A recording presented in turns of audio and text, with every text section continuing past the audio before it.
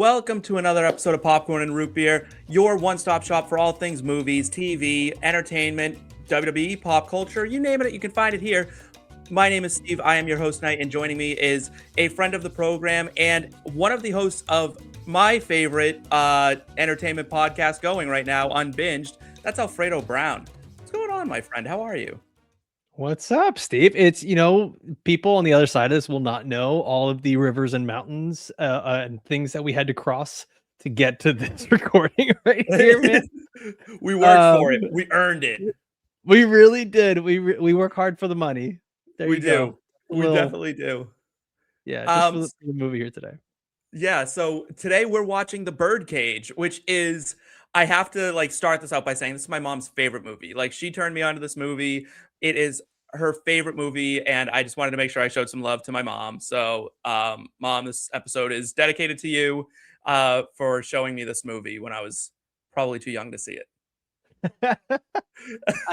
I love this movie. I didn't come across it until I was older, and it's tough because sometimes in movies you get that whole thing where you romanticize it because you saw it when you were younger, or it was a formative part of you watching movies. I saw this when I was older and immediately fell in love with it. I think that's what I needed to appreciate how good it is and appreciate how good some of these actors are. Yes, I didn't love it when I was young. I just didn't understand it. I kind of would see it here and there, kind of in passing. There's a few movies that I think of with my mom, and it's this one, and that's The Legend of Billie Jean. I don't know if you've ever seen it. I think it's a cult classic from the 80s. It's Helen, I think, is it Helen Slater and Christian Slater? They're not related in real life, but they play brother and sister in the movie. And it's this small movie, but we would see it when we were going on vacation. We'd drive down to Florida, and it was always on in these hotel cable stations. And so it's that movie, and then this movie is her favorite movie. So that's kind of my little fun facts about me and my mom's movie thing. And she doesn't watch movies at all. So it's weird that two random movies have become such a part of my perception of her. But that's just what happens, man. It's just something, it becomes the core memory, and it becomes that thing that you always come back to. And then it'll be one of those times you guys are just hanging out and you're like, hey, you just want to pop this movie on and let's just hang out for the night? And it just becomes the thing. This is probably the only movie I could actually pop on and just be like, Mom, you want to watch The Birdcage? And she'd be like, yes. So we've done things. You were on this show before. We gave you just carte blanche to pick any movie you want. You picked Star Wars the first time you were on.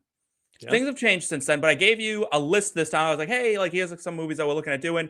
You were already on a Birdcage rewatch, and so it felt just natural that you were going to go with this one. Yeah, so, you gave me that list of movies, and I was like, dude, look at what I'm watching right now. I sent you the picture. I'm like, let's go, Birdcage. Yeah, it was just an elite pull. So things have changed a little bit, and we start with this little game I want to play now. And this is actually the first time we're doing it in this version. So I'm going to give you these two actors and their starting 5 movies. And if this was an NBA Finals, who takes this series and how? So we're going Hackman against Williams. Robin Williams, Gene Hackman are going head-to-head. Hackman's bringing to the floor The French Connection, Superman, Unforgiven, Hoosiers, and Mississippi Burning. Robin Williams is bringing Mrs. Doubtfire, Aladdin, Good Will Hunting, Dead Poets Society, and Jumanji. See, the thing is that I am of the generation that grew up watching every single one of those Robin Williams movies that you listed right there. And so It's so unfair. I was sitting there, I was like, man, Hoosiers, Superman, Gene Hackman, he's got some big ones, but dude, Robin Williams, every single movie you listed there is a banger. It's Robin. It is. I think Robin Williams takes this one. I don't think it's a sweep. It might be a 4-2, maybe kind of series. Yeah. I think Hackman pulls a few games out, little home field advantage maybe. With the older generation, I think they probably get on, especially Hoosiers. 100%. Middle America white dads, I think, really get them the win for Hoosiers there over the top. Yes. They're like, Hoosiers is the best sports movie of all time, and I really relate to Lex Luthor and Superman. Yeah, it's a very Gene Hackman is one of those actors who I think has always been kind of weirdly underrated, never appreciated for his time. And Robin Williams, while known for his comedy, much like he was in this movie, when he decided to go with the drama, I always thought that's when he was at his best. It just unlocked a whole new thing. By the way, I'm just gonna say you could throw in the replacements there for Gene Hackman. I know not a lot of people I love it. thought That movie about has it. such a special place in my heart. I thought about we did it on this show. Our friend Cassie came on and she picked the replacements, and so we got to do that on this show. It's one of my favorites. Yeah, I mean, Robin Williams, though, to talk about what you mentioned there, it's just like he unlocked a whole different side of himself with the drama stuff. Like Jim Carrey did a similar thing too when he hopped over and Yes. did the Truman Show, and then he did Eternal Sunshine. Like there was just stuff that we didn't know they could do that, and we found out they had a whole different skill set. And uh, I mean, Good Will Hunting. That was my first time experiencing Robin Williams in some sort of dramatic role, and I was just like, that's the genie. That's Yeah, the same guy. That's I'm trying amazing. to think of what the first dramatic role I saw. So I was born in '93. Okay. So weirdly, I think the first time I ever saw Robin Williams go dramatic was on a Law and Order SVU episode, and he played like a bad guy. He won an Emmy for it. It Okay. was like a weird episode, but like it kind of unlocked something in my head where I was like, "Oh, wait a minute, these guys do something different." And then I went down and like became like a movie fan kind of through these weird discoveries. But yeah, that's probably the first time I saw Williams go dramatic. And then I watched like Dead Poets and Good Will Hunting and all that stuff, and I just loved it. And he's not necessarily dramatic here, but he's sort of the straight man in this a little bit. Like He you wouldn't is. imagine that for Robin Williams in a comedy where he's still funny, but you've got Hank Azaria and Nathan Lane out here just absolutely dominating the laughs. Like Robin Williams, when he says "fuck the shrimps," like I will die every single time. Yes, every But for the time. most part, he's the straight man in this, ironically. Yeah. The thing is, right, is that Nathan Lynn came out throwing 105 in this movie. I mean, he came out of the bullpen Oh just my god. It was a perfect game. just smoking it. I think like this isn't even I should have saved it for the hot take Hall of Fame, but I'll just say it now. This is I think the first 10 minutes of this movie might be the best first 10 minutes of any movie of all time. It's the funniest opening of any movie I've ever seen. Yeah, man. I think it's right up there where it's like you're getting a laugh every 30 seconds. I think it's right up there with some of the other like modern comedies that I really enjoy. Stuff like The Hangover, Super Bad, like Anchorman. And a lot of some of those are like dumb comedies, right? Like this one is actually just it's not asking for the laughs. It's just getting them Yeah. on every little thing it's doing. And it's like every time you think you know what the movie's about, you have no idea. And so it's one of those Yes. few things where it's like you're not even getting the exposition of the film of like what the plot really is in this movie for like the first 10, 15, 20 minutes even. You're sitting there thinking that Robin Williams might be cheating on Nathan Lane. Right. Yeah, the Pirin tablets to me is still that is Oh, just peak comedy. That is peak comedy where he's like, "Oh my god." He's like, "What's the matter with you? You giving him drugs?" He's like, "No, it's an aspirin." And I scratched the A and the S. Absolutely, like whoever wrote that line is did not get phenomenal. paid nearly enough money for Phenomenal. whatever they did. Um I do. I just love this movie. It makes me laugh so much if I'm having a bad day or a bad week, a bad month. Like this is a movie that comes to my rescue when I'm like, I need it. But you're right about the fact that you never know where it's really going until you're deep into it. Because I showed this to my boyfriend. We were driving to upstate New York, and I was like, let's watch the Birdcage on the way. He had never seen it, and he's like, "Oh, this is interesting." And then he's like, "Oh, it's about drag. Oh, it's about he's having an affair." And then he's like, "Wait, what?" And then it like gets into like the whole Senator Keeley thing, and he's like, "Wait, what's going on?" And then when Nathan Lane finally comes out in drag, and that's probably 40 minutes into the movie where he like is ready to go, and you're like, "Okay, this is where we're going with that." Um, just an amazing, amazing premise, but also amazing screenwriting to keep us interested while we don't know what's happening, and frequently being like, "Oh, I think I know what's going on, but I don't know what's going on." This movie, I gotta be honest, it's peak 90s comedy. It is peak 90s comedy.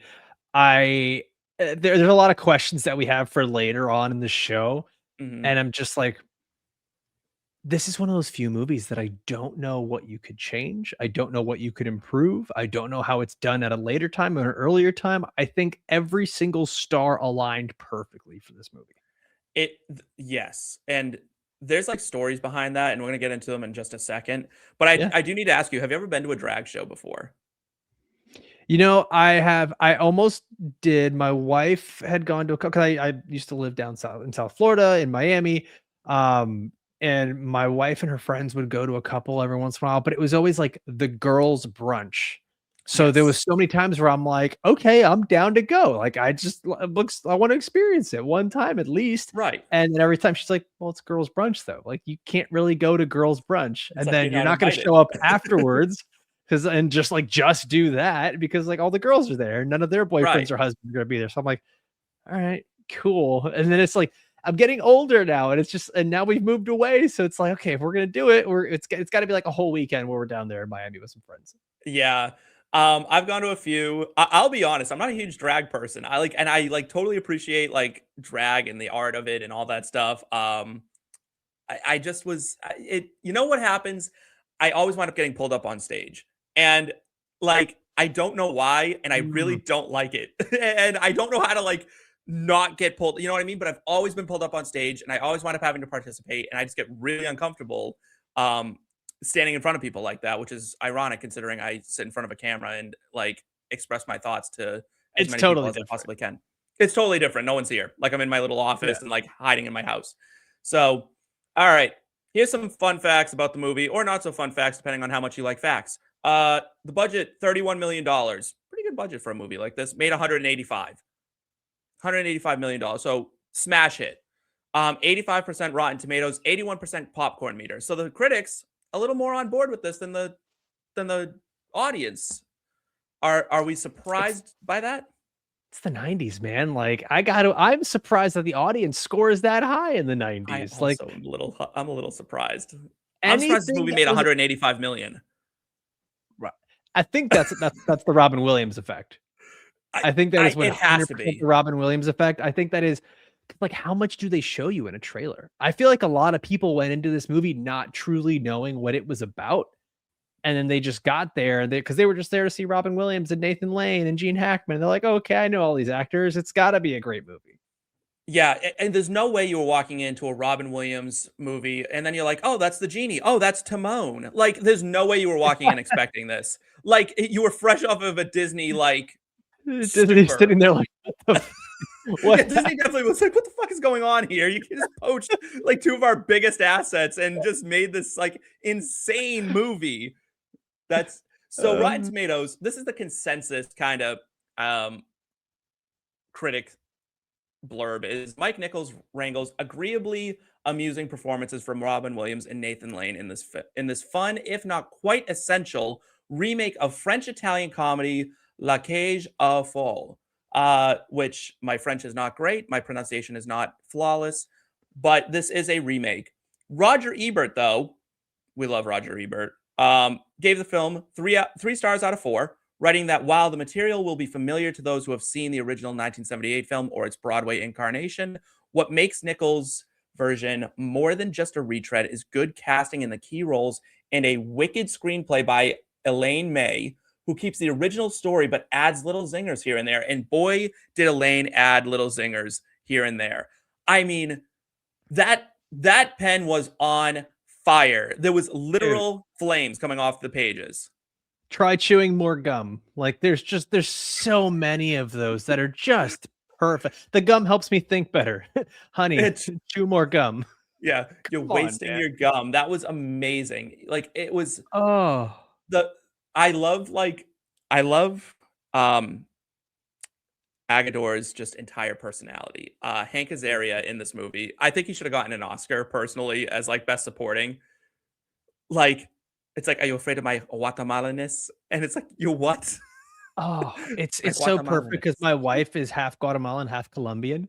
And so the first time we watched it together, and that just became the thing. It's yes, it's my Latin heat, my Guatemalanness. Like she keeps that. Like that is in the rotation for stuff we say to each other. He has so many good one-liners in this whole thing. He has so many. He has so many. I think like the Pirin tablets, that one, and then this like when he doesn't make an entree, he only makes the The soup. stew. He's like, it's thick. It's like a stew. Like he's The just so pheasant like stew. distraught. Oh my god, it's so good. Why you say a Uh, seafood chowder? oh my god, I can't like. I'm just gonna start quoting this movie, and we're never gonna get through this. I know, I Um, know. Mike Nichols required Nathan Lane and Robin Williams filmed at least one good take of each scene sticking to the script before he would allow them to improvise, which is something they were both known for. They're both well-known Yeah. improvisational actors. Nathan Lane, like his character in the film, is openly gay now. He wasn't and hadn't come out at the time of the film's release. And there's actually a very famous interview that he and Robin Williams do on Oprah. Um, Yes, and I've seen she this. starts to kind of like move in that direction. And Robin Williams, very, very cleverly, but now looking back at it, you can see what he's doing, steps in and redirects the whole thing. And it was just like such a testament to Robin Williams, like as a person, to do that and be like, you know what? Like I'm gonna zip in here. I'm gonna kind of take the heat off of him and move this in the direction I want to go. That was just amazing to me. And I like think about that every now and then. Like that'll come across like my TikTok or my Instagram feed and something like that. And it's just a really important moment because like for those who aren't in like the LGBTQ plus community, coming out is such a personal moment. It's such a private thing that you have to reckon with. And I couldn't imagine doing it in a way that Nathan Lane had it on like the world stage, right? Like the whole world is looking at you being like, what's going on here? Dude, So Robin Williams, MVP. oh, dude, I mean, for that moment, it's such a, and now it's become such like a one of those things that everyone sees on social media all the time. It's funny, like I've been watching a lot of movies with my wife lately, and we watched Sweet Home Alabama the other day. I don't know if you've seen that one, but Classic. uh, there's a moment where she outs another character in a bar, and I'm just like, no, you do Yeah. not do that. And so it's like it's one of those things that's always stuck with me. And like, and I had plenty of friends in college who came out to me at that time, and like seeing that moment on Oprah for Nathan Lane, I can't imagine. I cannot imagine being in those shoes and how much reverence he has for Robin Williams in that and after that moment.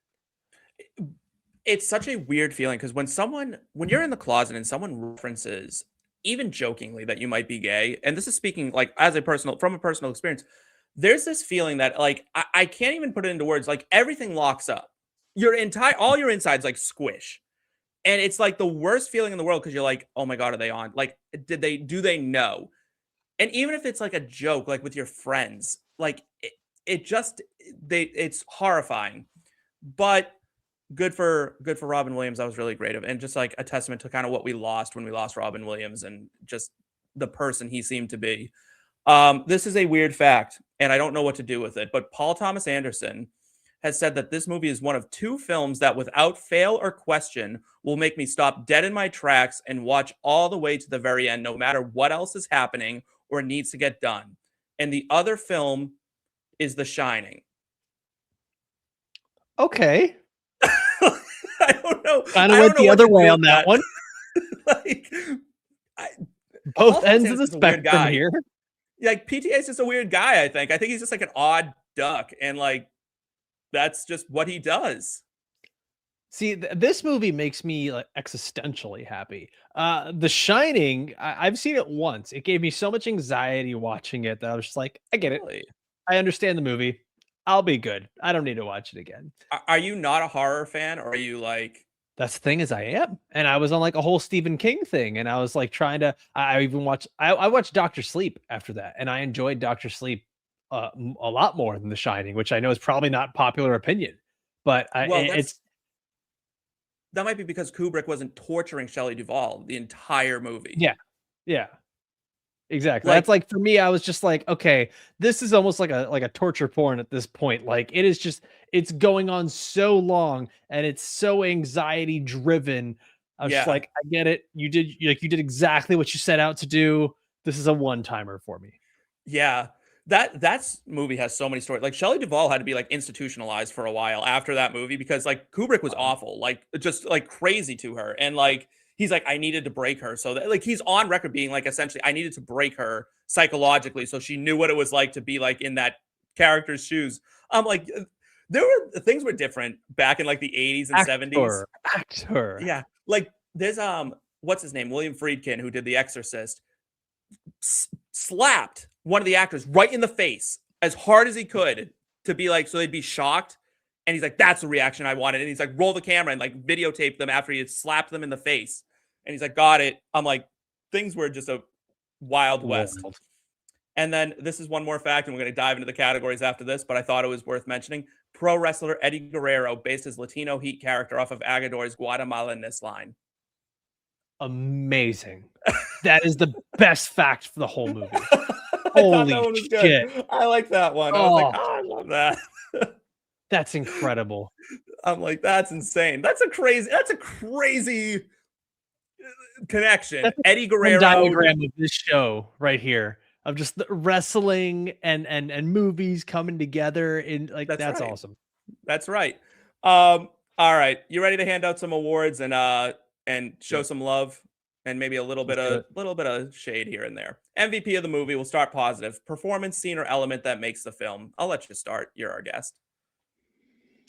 The performance, scene, or element that makes the film, I don't think there's any other place for us to go except for Nathan Lane. Like, I think that this movie is not nearly the same. I think Robin Williams gives a great performance. I think a lot of the older actors give a great performance. I don't think this movie works without Nathan Lane.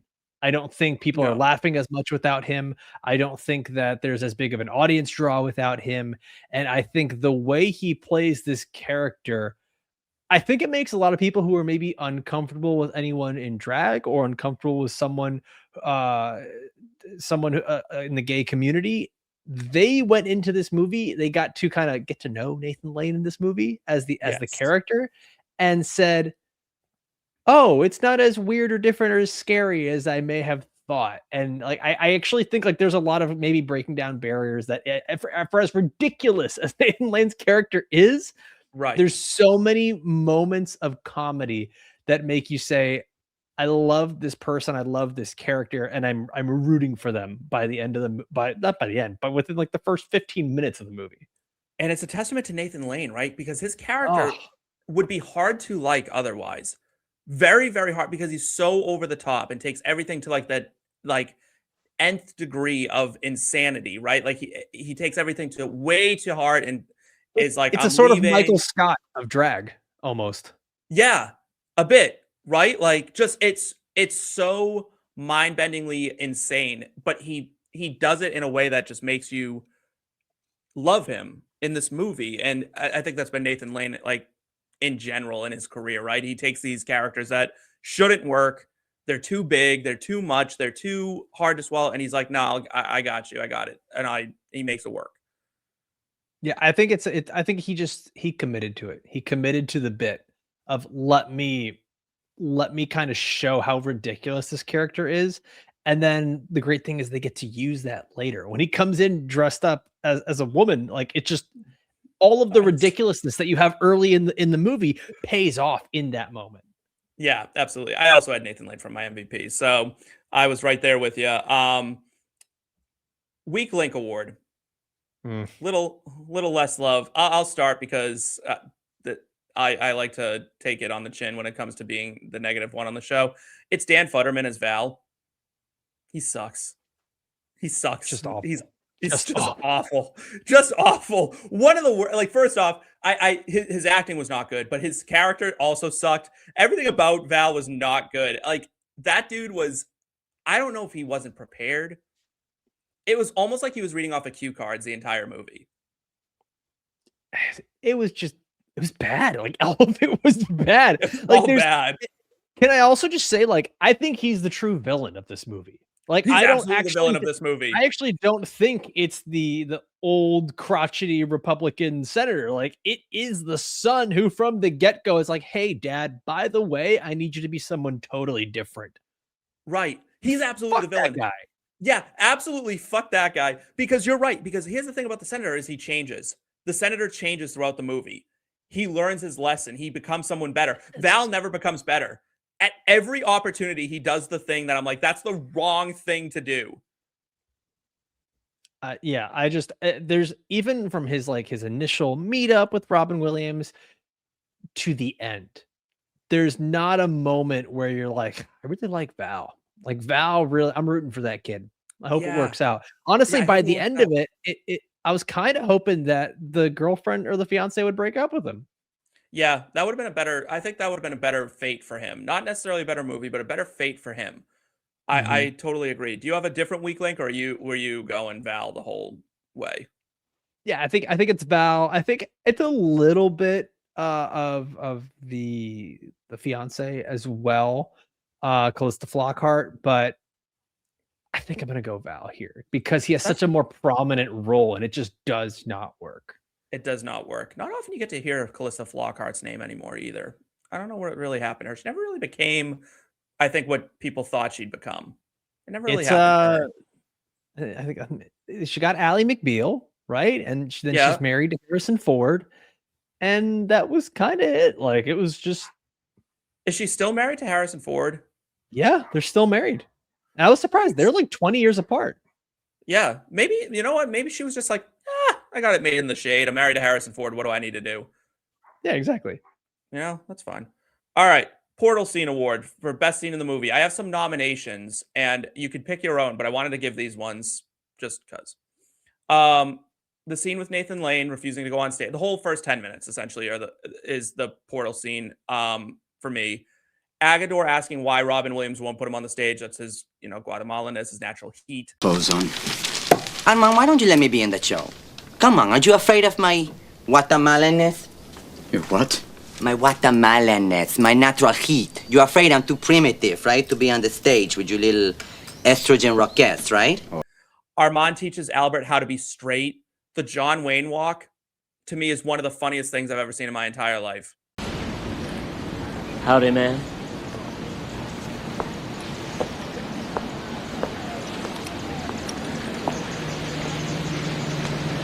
No good? Actually, it's perfect. I just never realized John Wayne walked like that. Especially because Yes. he doesn't. He's like, no good. And he's like, it's perfect. I just didn't realize John Wayne walked like that. It's so perfect. It's so perfect. Like that whole scene. That's my scene. Is the whole sitting at the table and Robin Williams trying to teach him how to be butch. Yeah. And he's just like, men smear. And then he's Yeah. like, oh my god, I pierced the toast. Don't use the spoon and don't dribble little dots of mustard. No? No. You take your knife and you smear. Men smear. Smear. That's it. Yeah. Yeah. Get the goddamn pinky down. All right, make your fingers like iron, all right? Yeah, and stop trembling. Hold the knife boldly and with strength. I pierced the toast. Just unbelievable. It's all Unbelievable. perfect. And it capping off with Robin Williams getting absolutely like just mollywopped by that giant of a man. Someone was really thinking. It's super. And then Armand realizes that Agador only made an appetizer and did not, in fact, make an entree. Shut up! Here's a note for Catherine. Go put it on the downstairs door. I've got to get back there before they eat enough to see the bottom of the bowl. Got a million things to do. You don't give me no time to chow. Shut up! It's okay. We're all right. It's fine. Just shut up, goddamn you. It's all right. Stop crying. Goddamn you. What are you standing there for? Go! Go! She'll be here in a minute. Go! Damn it! Fuck the shrimp. Yes. You And know it's what's so funny funny, though that's- is that is 100% a Latino thing because like my wife is looking, she's like, soup is an entree, and I'm just like, babe, no, it's not. Like not when you have like people over. She's like, absolutely, it is. Like I'll kill a stew. She's like, I love that. I think a stew would count, right? Like I could get behind a stew counting. The problem is there wasn't much in that. Like that was not enough for No. everyone. Like you could hear as Robin Williams was scooping it out, like it's scraping the bottom of the pot. And my favorite part is like you can watch how ridiculous that scene was because Robin Williams breaks on camera. Like he's actively laughing at the entire scene as he's like, shut up, get out there, go, open the door. And he starts like laughing on camera. And I'm like, that scene must have been so funny that was the best shot they got. And we're like, we're just going to move on. Like, it's fine. It's whatever. Yeah. No, it's great, man. Every time it gets me when he's like, "You forgot the shrimps." He's like, "Fuck the shrimps." It just gets me every single time, man. It's so good. He Is there an argument to be made that this is Robin Williams at his best? Like, he's never been better in a movie than he was in Ooh. this movie? I mean, it's possible because like he's doing a bit of both. Like he gets to be funny, he gets to be the straight man, he gets a few moments of drama. I think you have something there. I think this is like a top to bottom, like, this is in the running for Robin Williams. I don't know. Do you have a different scene, though? Do you have a different Portal Scene award?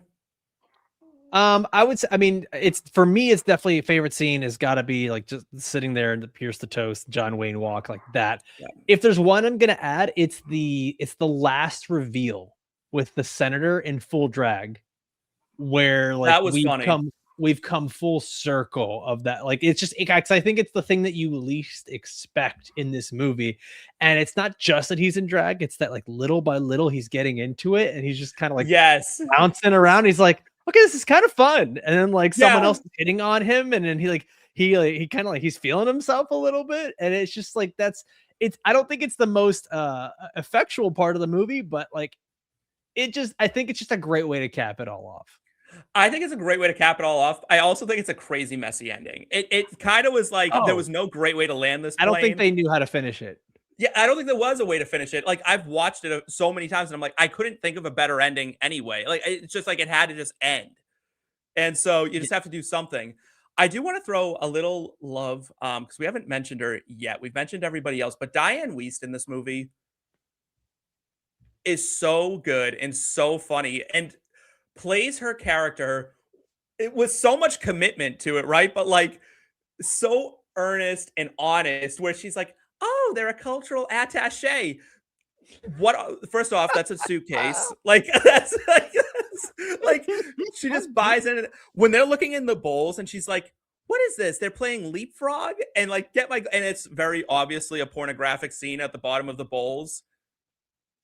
It's just I- it's so good when they have the TV show on their little TV in their house, and it's just like it's basically like a Fox News of them like yelling at each other back and forth and back and Yes. forth. Like she's like such a good show. Like she just plays it so straight the whole time. So like the sweet mom that's got no idea what's going on. It's great. It's unbelievable. It truly, everyone in this movie committed so much, which is why I think it stands out that Val is so bad, because everyone else is like, I'm all in. Like, I'm all in on this. And he just felt like he was 1 foot out the door the entire time. And it's going to come up Yeah. throughout this entire podcast how much I think Dan Futterman was just an absolute like train wreck in this movie. All right. Blink and you miss it, gem. Hidden detail that's gold on rewatch. These are tough. I put this one in there and I'm always like, is this too hard of a category for people? Because it's like asking, like, because people just watch movies to watch, you know what I mean? And like, I know I send the show sheet and it's insane, right? But this is tough. So here's what I got for you. When the viewers first encounter Albert, he makes the statement, Victoria Page will not dance the dance of the red shoes tonight.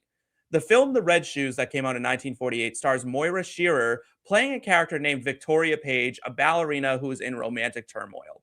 I just thought it was nice that, you know, it's a movie about someone in romantic turmoil. He feels like he's in romantic turmoil, and then his son is actually in romantic turmoil because his that. in-laws are coming. I thought that was kind of nice. I like that. That's a deep cut. That's a deep cut for anyone. It's watching. because anytime someone references something now in movies, I always have my phone like ready to go because I need this award, especially. So I'm always like Googling stuff. So we did Tombstone. I don't know if you're a Resident Alien fan, Yes. but we had Sarah Tomko, who plays Asta, was on the show just last week, and she came on, and we were watching Tombstone, and I noted that like Val Kilmer plays Chopin piece, and that Chopin also died of tuberculosis, like Doc Holliday. Oh wow. Yeah. Wow. Yeah. So I try to find the deepest cuts I can. Look at you, man. The power of the internet, man. Like that's what we just now that we're watching movies, we stop. Me and my wife do that all the time. We're like, where do I know this person from? Immediately. Oh yeah. We pull up the IMDb and that's it. Like we're Instantly. Yeah. Every time. She's fantastic. Do you have any hidden details you caught, or were you just enthralled in the movie? It was less of a hidden detail and more of just like, oh, look who that is. And it was hilarious scene, man. Gene Hackman picks up the phone. He's dead. Prostitute. Underage. Black. And like that's like the thing he's most outraged at. Is not that Yes. like, is guy is dead or the prostitute or underage. And then when they show her on screen, it's the actress who played Angela from Boy Meets World. And that was like the like Disney family ABC show. Another like, Disney character, another Disney actor getting brought into the same insane movie. It's crazy. Like, I don't know if she was on the show at that time, but like immediately when I saw her, that's exactly what I knew her from. And I was just like, oh my God, they got her for like this 1 second. And it was one of those things that stood out to me throughout the whole movie. Like my brain just kept clocking that. When they're like, did you realize anything was wrong? It's like, he was smiling, so I thought he was just enjoying himself. That's a crazy line. That's an insane thing to say. And she delivers it great. Oh my God. Yes, absolutely. The McConaughey and Dazed and Confused Vibes Only Performance Award. This one, you can either go a positive direction with this one or a negative direction with this one, depending on kind of how you go. So like, I often think of Keanu Reeves is like the king of this award. Like Keanu Reeves doesn't really act. He just is. He just appears. Yeah. But for this one, but for this one, I went with Christine Baranski. I don't know what she had to do with this movie. She wasn't doing much, but she seemed to have a good time while she was there.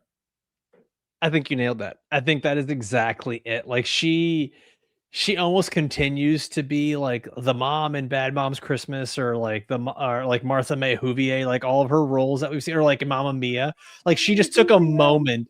She just took a moment to be like, let's sing, let's do something a little ridiculous. And then like, oh, also like I haven't really contributed anything to the movie or the story, but I'm just here to fuck around and have a good time. And like, I think you nailed that 100%. I think that, and I think like, I love Christine Baranski and I think she's a phenomenal actress, but I think that's her strong suit. Like, not everyone's meant to like lead things because she's such a big presence when she's on screen. She's just so identifiable. Her face is so unique and she's so beautiful in a very unique way. And she always has been and has maintained that for 30 years, 40 years even, that you don't need a huge dose of her. A little bit with her goes like a long, long way. She's like vodka. She's just she's great. Like every moment you get with her is great. She's got the excellent comedic timing. And I think the thing with her is that she doesn't try too hard to do it. Like that's just what kind of works with her. Yes. She's not like, she doesn't have to do a ridiculous, outrageous thing where it's like some sort of slapstick comedy. She's just funny every time she speaks. She's just so good every single time. Do you have anyone different for this award? No, I had picked the exact same person. It was close to Calista Flockhart because she's just kind of, her character is in fact just going with the flow. But Calista Flockhart has like 7 lines total in this movie. I mean, she's there a lot and doesn't say a lot. And that's the thing is like, I just didn't feel like she had an impact on the movie at all. Like she was just sort of there. Whereas Baranski, like she didn't have a huge impact on the story, but when she was on screen, I was enjoying every minute of it. For someone to go toe-to-toe with not only Robin Williams, but Nathan Lane and then Gene Hackman and still be able to be like, your eyes are still drawn to me as well. That's how you know you're just a powerhouse. You're like, and she wasn't trying to outdo any of them. That was the thing is she wasn't like, I'm going to be funnier than Robin Williams. I'm going to be more dramatic than Nathan Lane. I'm going to be more serious than Gene Hackman. She was like, no, I'm going to do my thing and that will work. And it did. It was perfect. She's the thing where like the side dish is just as good as the main course, and you're like, this complements everything so well. The whole meal's great. Yeah, anytime you want your project to go just a little bit better, just put Christine Baranski in there somewhere, and you're gonna have a pretty good time. This is the easiest answer I've ever given on this one. The Jim Carrey meter for how amped up did the star of the movie get? It was a 10. They went full Ace Ventura. It was absolutely over the top, crazy, insane, and it had to be. Yeah, This is Nathan Lane at his absolute best. I don't think we ever see Nathan Lane go this hard in a movie like ever again. No, Nathan Lane never became the star I thought he should have been. He was always he's more of a Broadway guy. He always like was a stage actor. Where we see him go maybe close to this is as Pepper in Modern Family. That's like the Yes. closest to it. Yes, I would say it was close. Still not.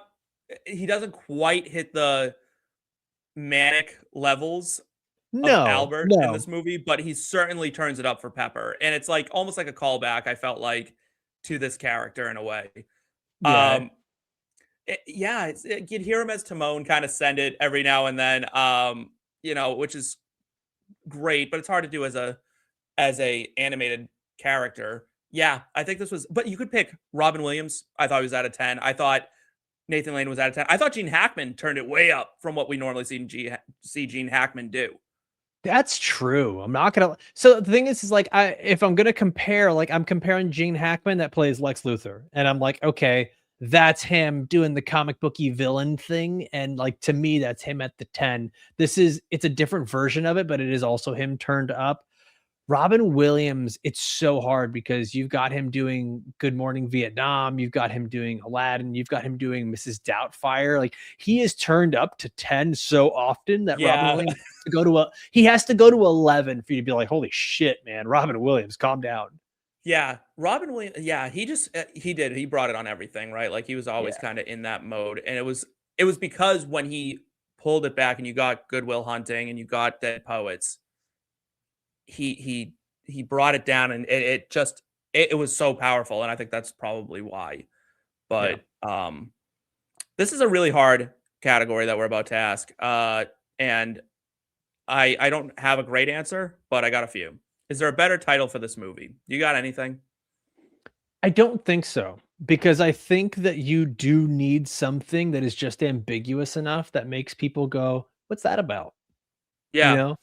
I I think you could call it like it could almost be a Meet the Parents type thing. Like it could have been Meet the Parents Meet the before Parents would Meet have the been a Parents. really good title for this movie. And I think that works, man. Like I think you could do Meet the Parents, but I think because the whole thing takes place upstairs from the birdcage, they own the birdcage, it finishes in the birdcage, like everything revolves around that. And the whole thing of Nathan Lane being dressed up as a woman kind of goes back to being in Yep. drag. I think it all connects really well to the birdcage. So I think the birdcage is still the best title, but Meet the Parents is probably a close second. I think that would have been a really good title. I have 4 options, and I don't think any of them are nearly as good, but here's what I got. I got Playing Straight, Okay, I like it. Nothing to Hide, although that one feels a little thriller.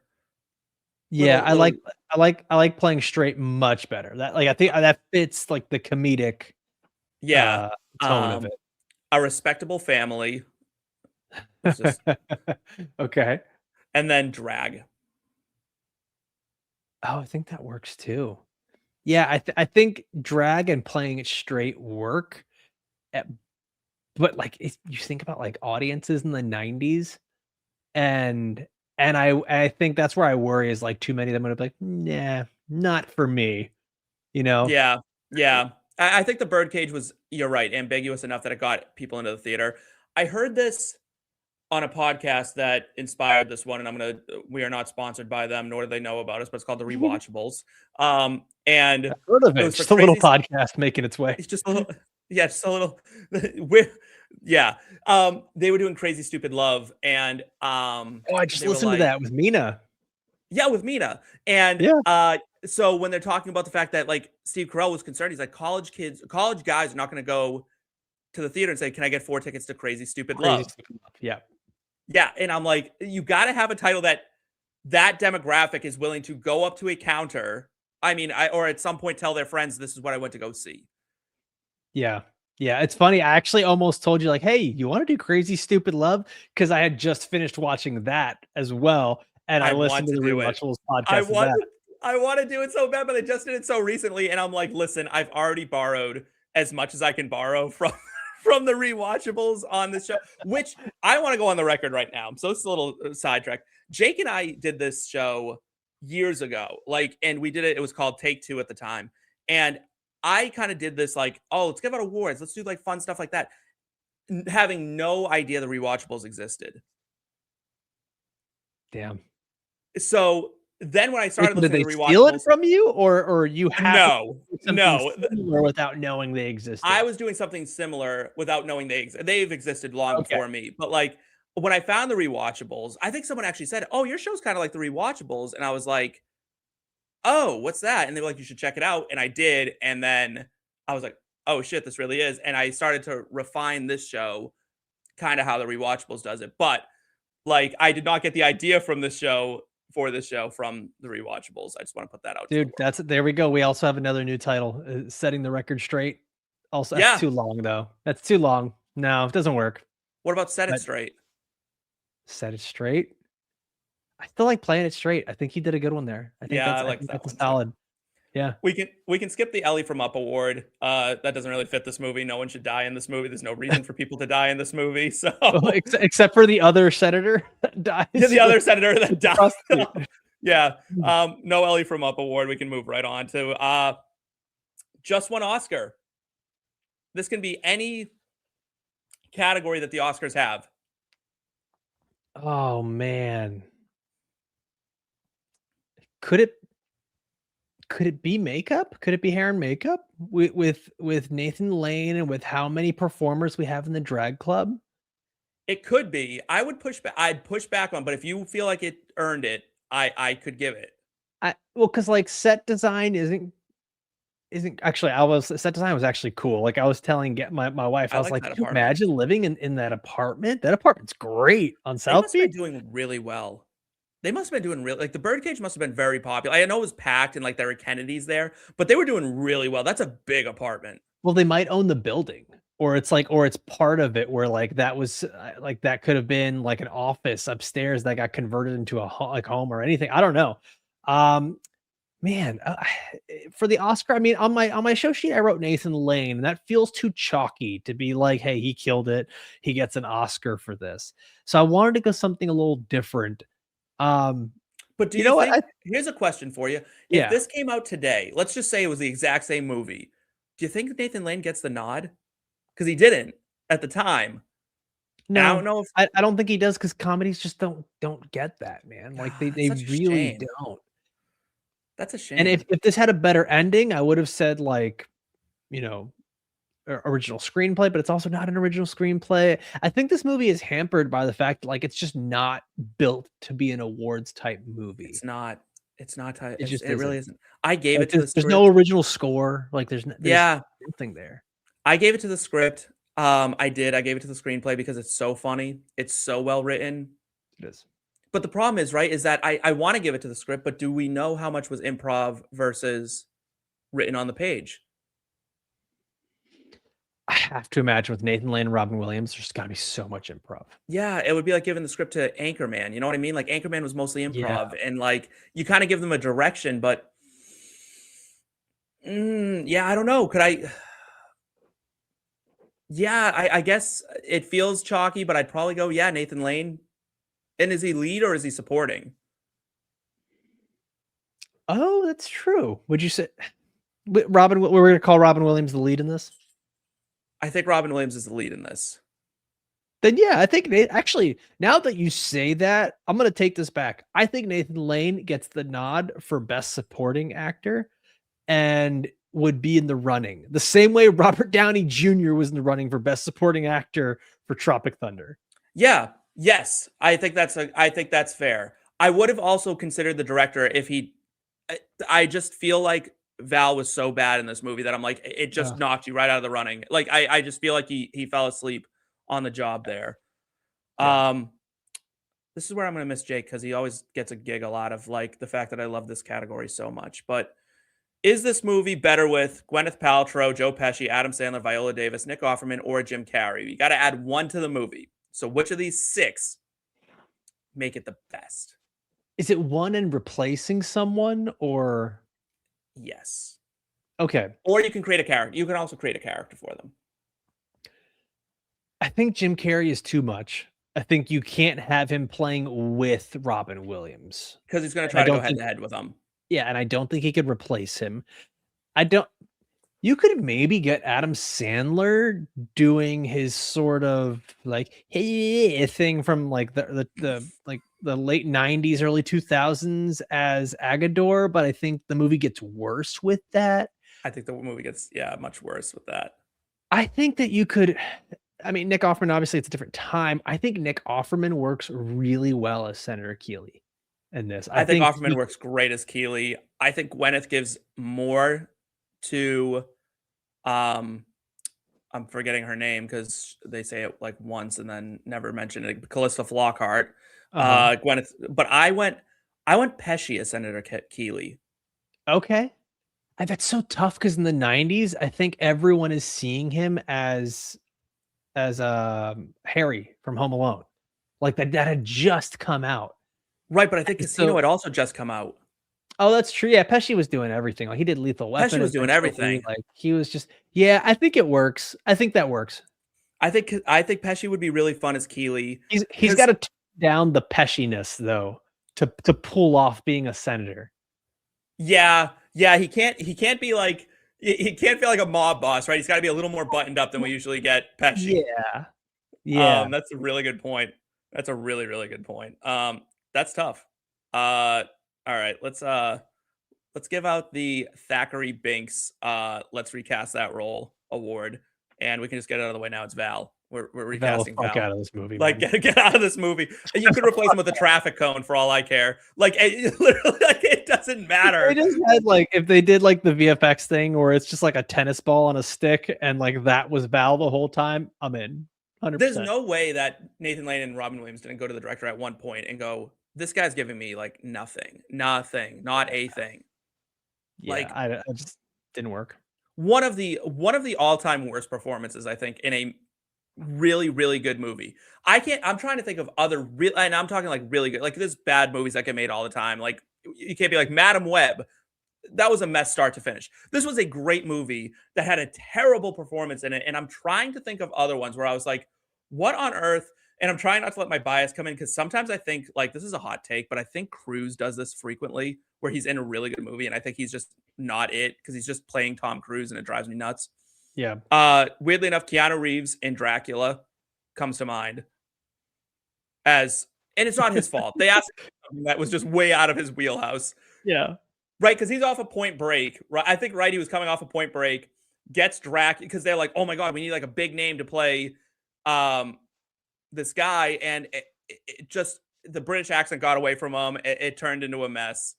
Yeah, I can't think of too many others that I'm like, this guy is real or this girl's really. You know who it was too? Speaking of Meet the Parents, the girl who plays Pam, I thought was terrible. Yeah. And she's the absolute worst, like girlfriend / fiance. She fucking there's no way that marriage was making it. There's no way you want to marry that person. That Weekend is less about how crazy the parents are and more about how shitty Pam is, like just as a spouse. Like that was all the decision making you needed right there. You should watch the rewatch. You should listen to the Rewatchables episode about it because they do about 15 minutes on it. They actually do. It's crazy. Those come to mind. I'm like, oh, you really buffed it there. Are you recasting anyone other than Val? I don't think you need to. I mean, like I know we do like a recast thing later, but it's like if with this specific cast, I think it's just him. I don't think you need to do anything else because like the Callista Flockhart character, like she just knows she's just hanging out in the third row of the SUV and makes a comment every now and then, and that's it. She's just along for the ride. The mom does a great job. Like everyone is kind of in their role and they do it perfectly. Val just to me is like you're not rooting for him, and I think that's what needs to make the movie work is you're rooting for everything to go right because you're rooting for him, and you're just never rooting for him the whole time because like the premise of this is like he's asking his dad to not be himself. It's such a he sucks. Yeah, and I'm gonna get to that part more down the road here. But is there someone in this time frame who would have been a better Val? Like who could we have put in 1996? Young actor. Like he was also too old. I didn't like that he was like 28 years old playing 20 and like he was a very obvious 28. Like he's a hard 28, I feel like in this movie. You know what? You could have maybe gone with I think you could have gone with like a James Vanderbeek at the time. Like James Vanderbeek would have been good. he was getting bigger on How about a young Alfredo Brown? hey now. Well, in 1996, young Alfredo Brown was 6 and it would not have worked. Wouldn't have worked. Man, okay. Like how old was Brendan Fraser at the time? Maybe Brendan that Fraser was worked? probably mid-20s. He was really good looking too. It just would have, you know what I mean? Like he would have had people rooting for him just because he existed. Yeah, dude, he's so likable every time we see him. Maybe like an Owen Wilson or a Luke Wilson, one of them thrown in Oh, one there, of the super young. Wilsons. A young Yeah. Owen Wilson was doing some fun stuff in 1996 area, right? He was doing like Anaconda. A few years later, he does like Armageddon. He wasn't quite Owen Wilson yet, so that might have No, worked. I That's think it you know does. what? I think that's the answer. I think you win. You win the recasting game because that's I just can't top that one. You ready to get your cinematography hat on for the Sinners shot of the film? We'll try, man. We'll try. This one was a tough one. This one was a tough one, and I went with Albert at the bus stop. He's sitting there. He has run off again. Large tanker ship behind him. It's obviously a green screen, but they do a good job of making it look outside. I miss the lighting that we used to get in movies when halogen bulbs were used before LEDs, because now everything's flat, and I don't like it. And I miss it. And I think it's just a really pretty scene. There's a lot of color. It felt very South Beach to me. And I liked that. Yeah, I'll agree with that. I really like that one. I wish I would have put that one in here. For me, I ended up going with anytime you can actually use the city of Miami or South Always a good Beach, idea. that's just big. And I put this the shot of the film, not because it's a great cinema, like it's not that it's a great cinematic shot or excellent cinematography, but you can't help but look at all of the bare ass cheeks that are walking around South Beach in thongs. And I was just like, someone had a very specific view for this. You're on the beach, everyone's laying out, men, women did not matter. That beach was cheeked up, and that was what they were going for. And I was like, you know what? They went for it, and kudos to them for just going for it. Miami is a character. Miami, when used 100%. right, is a huge, huge character in your movie.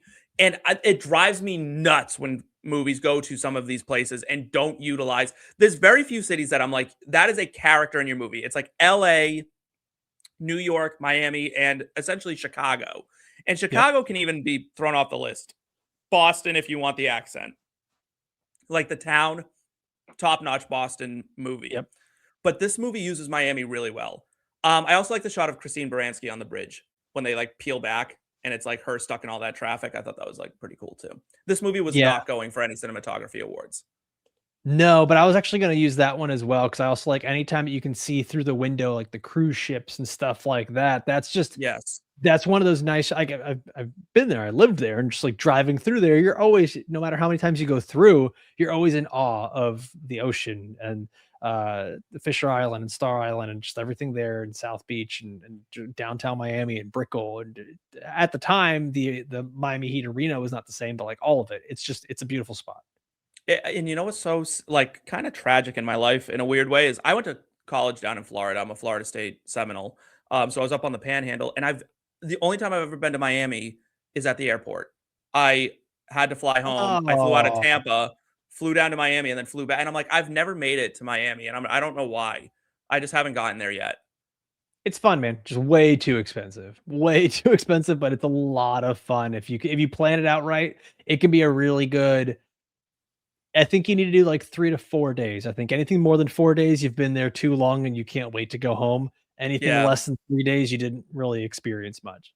Now, you lived in Miami, right? Like you're actually like a Miami. Yeah, like I was just outside of it, like 15, 20 minutes out in like the suburbs. But like, yeah, I mean, I'm half Cuban, grew up I was born in Miami, in the hospital in Miami, raised in Miami. That's my home.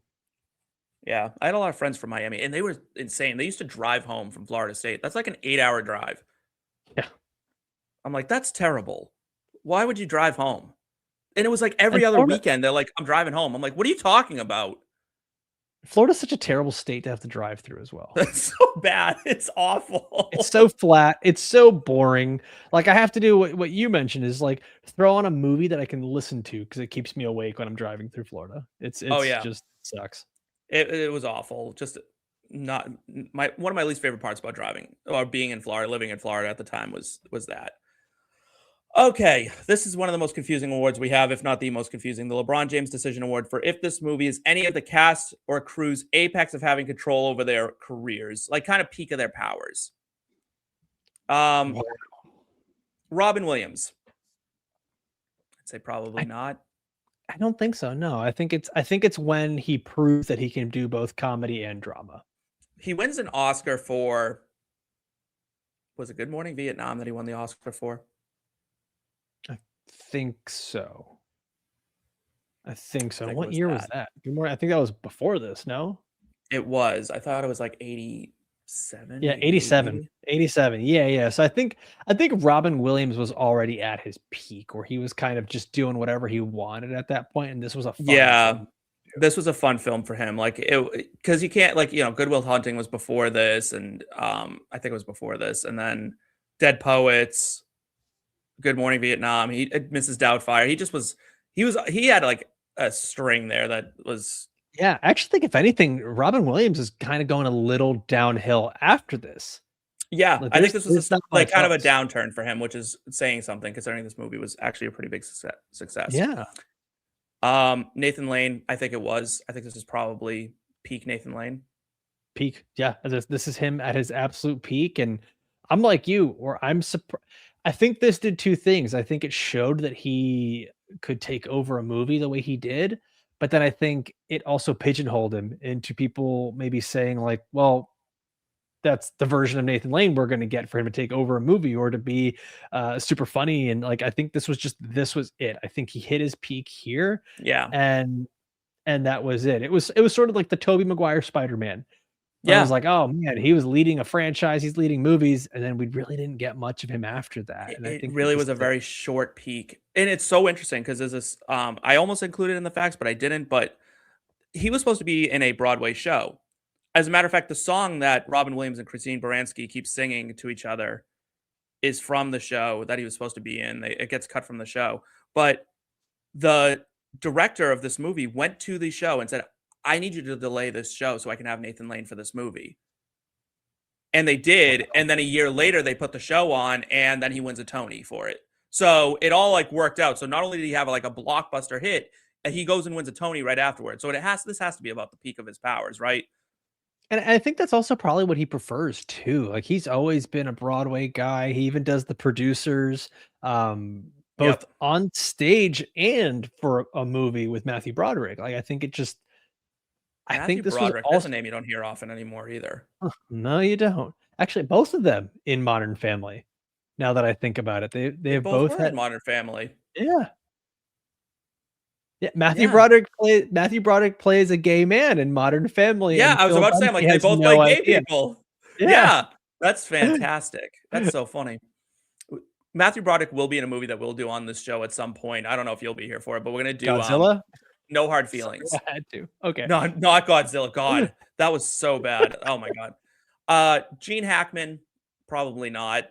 No. He won an Oscar. I think there's an argument for Azaria. There is an argument for Azaria. I'm kind of like up and down on Azaria, whether or not it is his like. He never became a big thing. Like I thought, from how Why funny he was here. Like why not? He's done. Not so, only was he so, funny, he's also a very handsome man. He's What was he fucking missing? hot in this? Like Yeah. this was when we do the recasting later. I had to pick actors that were both funny and hot that could pull this off, but not have to be the lead. And I don't understand how Hank Azaria didn't become more. And he almost kind of ends up having to play the same role later in what's that movie, Heartbreak Kid? Right? Oh yeah, is that the one where he's like, "Are you for scuba?" Like he's kind of the same guy. He does the funny accent. He's walking around with his abs out. Like it's. I don't know why. I don't know why it didn't happen for him. Like he's really funny. He's really funny in like Night of the Museum 2, Battle of the Smithsonian. Oh, so good. So good. But why didn't it happen for him? I need answers. There's so many people like that it drives me crazy because it's like I don't know what makes a movie star because they're like, oh, it's an it factor. Bullshit, because he has it. Yeah, and I wonder too. It's like it's almost like we both have talked football at different times, and it's just like maybe it's just that he's got a skill set that not every director wants or uses in their film because he's always really good at voices.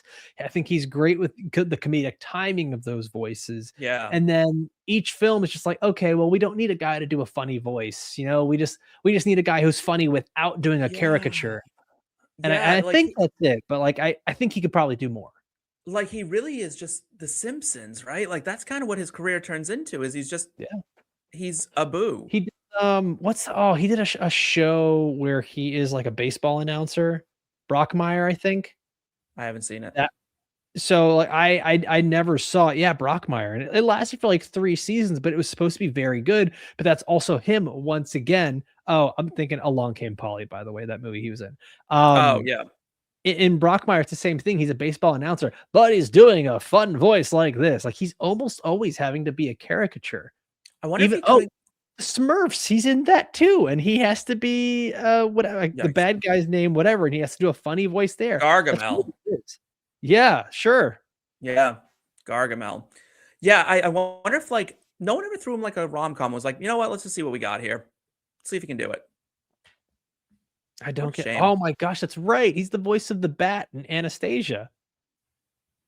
He's just doing great voice work. I mean, he probably made a ton of money in his life and couldn't care less, right? He's probably like, yeah, listen. Oh my gosh, we mentioned Godzilla. He was in Godzilla. I forgot. He's the cameraman in Godzilla. Oh, yeah. That's like I try to scrub that movie from my memory. I mean, it's just one of my least favorite movies of all time. And you know what? And he did Mystery Men, another one, silly voice where he's wearing a turban, throwing forks.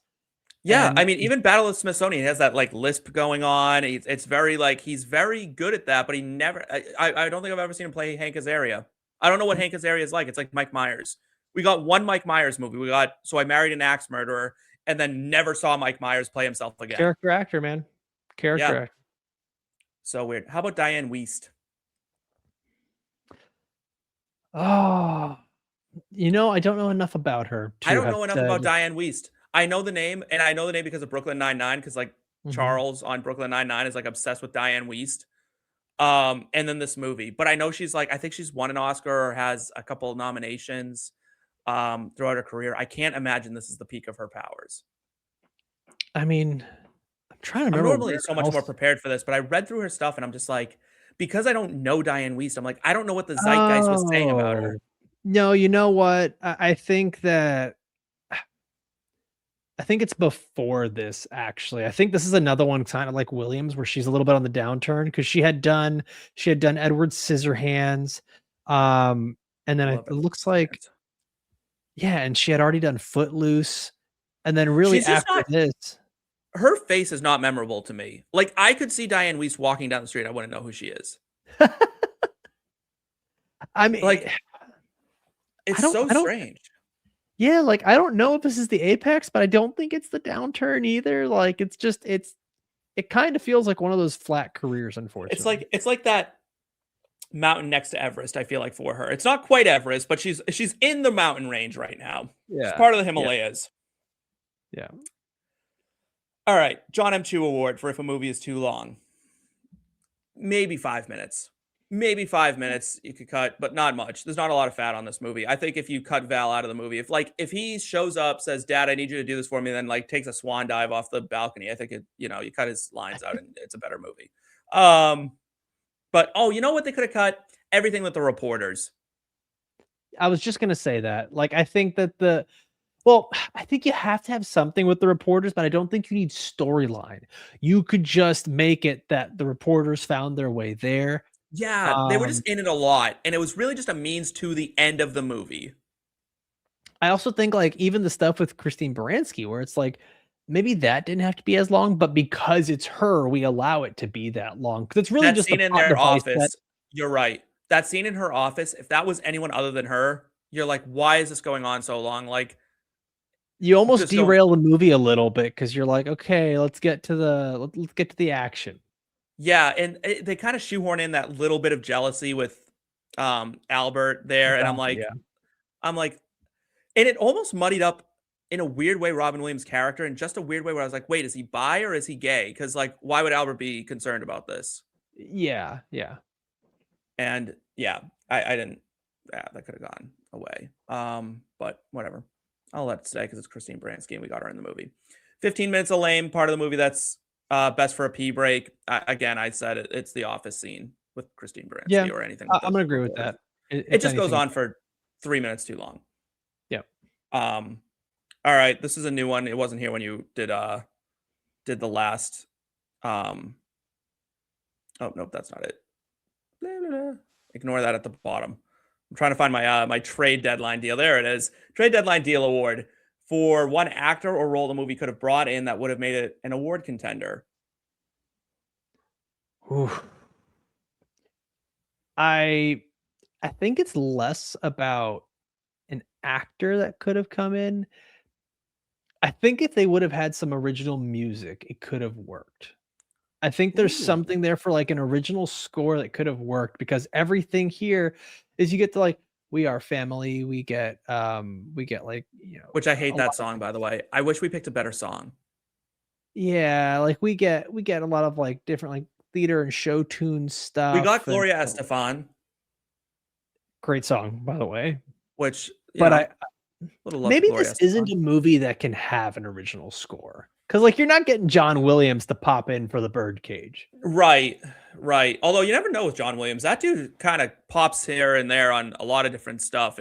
But like, yeah, I don't think this thing needed like an orchestra. I think it could have used better needle drops for sure. I didn't like Yeah. the songs they went with overall.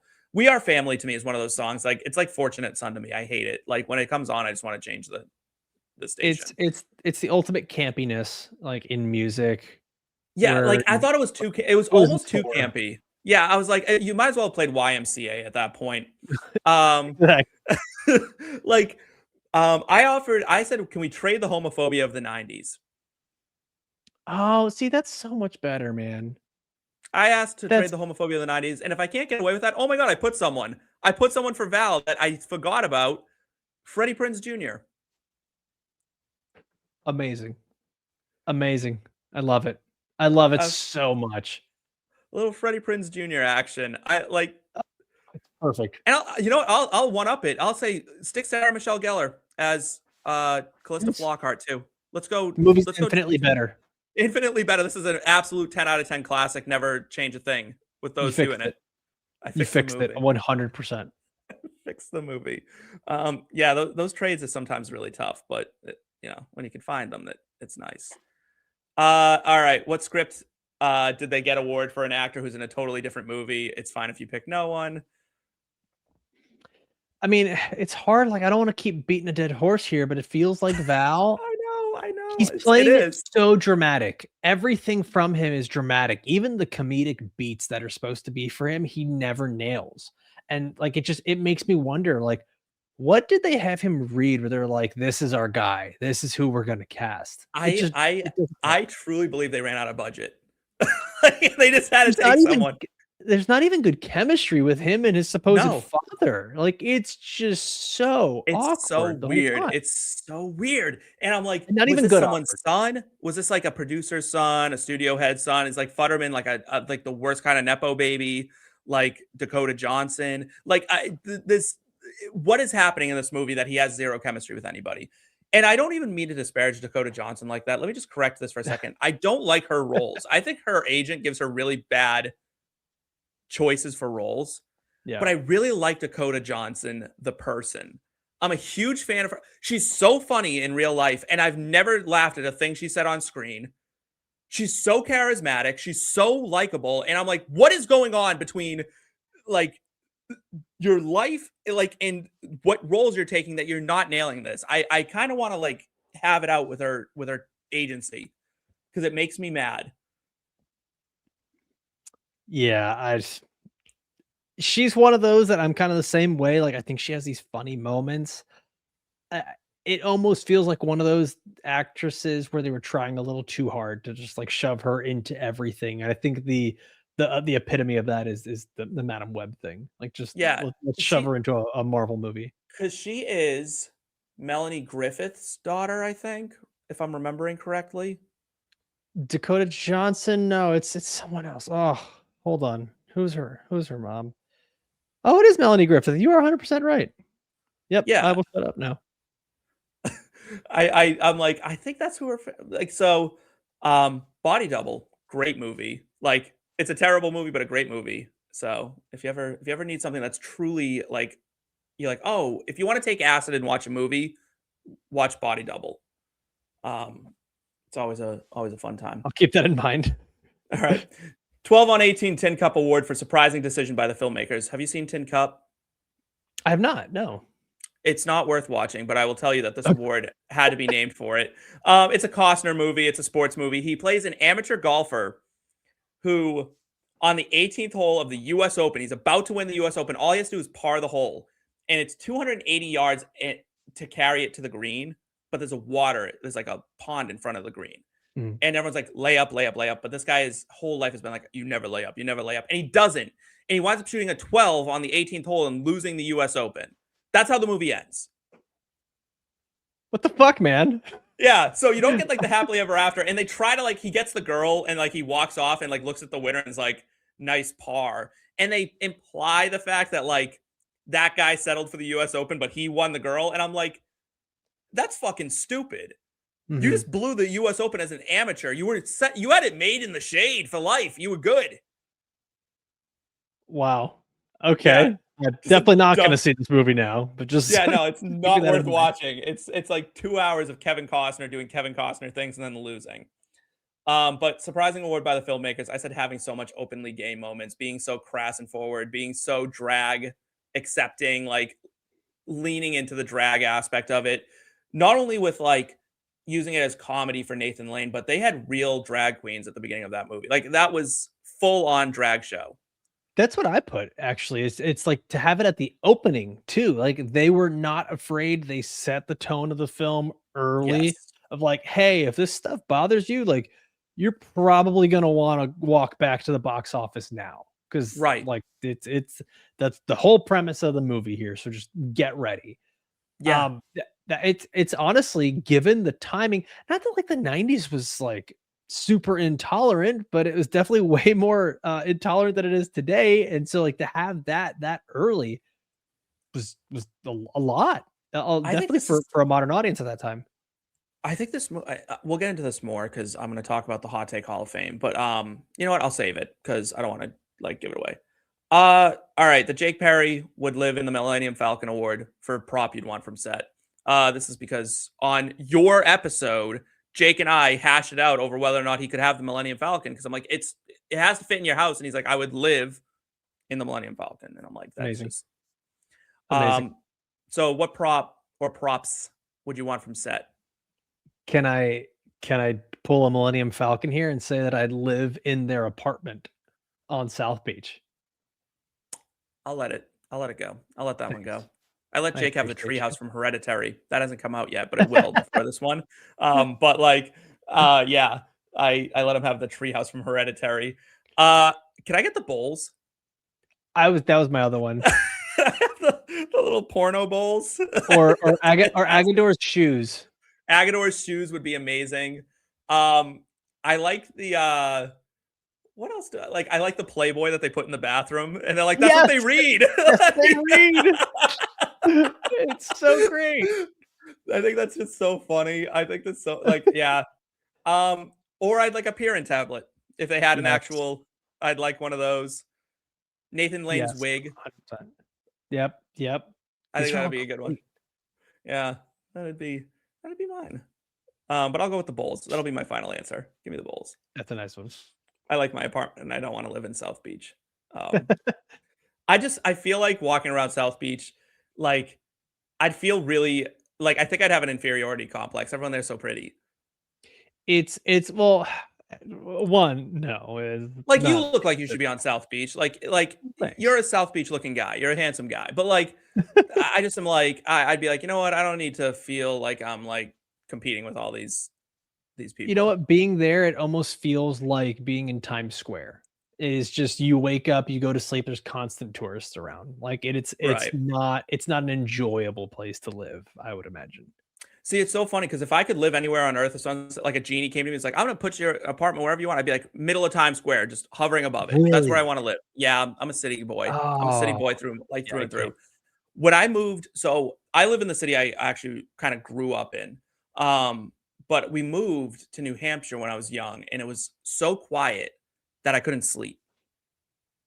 Like, I used to live across the street from a hospital when I was a kid. So I was used to ambulances going by, and there was a street light outside my house. And like that's what I like. I like walking places. I don't really want to have to drive every single place. Like I like to have a downtown area. I live in the downtown area of my city.